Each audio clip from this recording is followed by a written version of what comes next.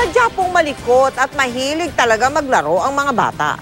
Kahit nasa loob lang sila ng bahay, pwede silang maaksidente kung hindi sila mababantayan. Kaya sa mga magulang, sa mga nag-aalaga ng mga bata dyan, dapat doble ang paggabay sa ating mga chikiting para maiiwas sila sa disgrasya. Nakatutok si JP Soriano. Nagsisilbi raw isang malaking playground para sa mga bata ang ating mga bahay at kadalasan ang kalye.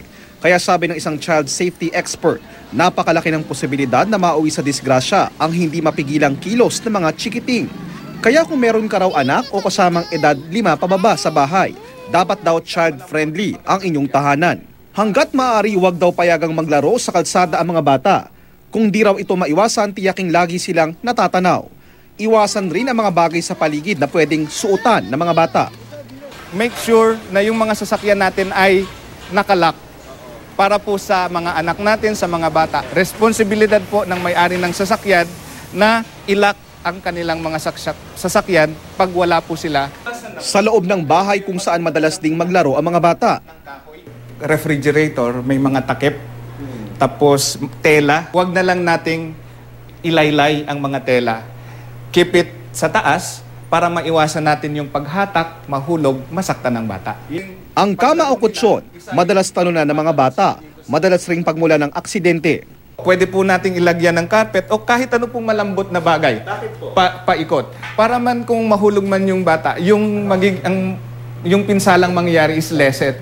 Sa sala naman, lagyan ng pampalambot ang mga matutulis na edges ng upuan at lamesa. Iwasan ang mga matutulis sa dekorasyon at mga babasagin sa lamesa. Sa banyo, may mga insidente rin na nangyari kung saan nalunod ang bata sa drum o balde ng tubig at minsan kahit sa toilet bowl. Lagyan natin to ng takip, laging nakababa to. Dahil kahit papano, hindi nakikita yung bata, yung tubig. Huwag po tayo sanang gumamit ng malaking balde. Malaking balde na maliit ang rim. Kasi yung bata, kung mataas yan at masikip yung rim niya, pag nahulog siya, siguradong wala po siyang way na makalabas. Ang mga nakakalasong bagay gaya ng insecticide cleanser dapat nasa mataas na bahagi ng cabinet. I-discuss po nila yung safety ng bata. Halimbawa, anak, pag nakakita ka ng gantong kulay, pag kulay pula yan, tapos merong X na ganyan, wag na wag kasi lason yan. Sa kusina, ilagay daw ang kutsilyo sa cabinet kapag hindi ginagamit. Sa uli, sabi ng mga otoridad, nasa mga magulang pa rin ang pinakamalaking responsibilidad para bantayan ang inyong mga anak. Importante rin daw ang partisipasyon ng mga komunidad at ng barangay para maiwasan ang mga insidenteng hindi inaasahan. JP Soriano, nakatutok, 24 oras.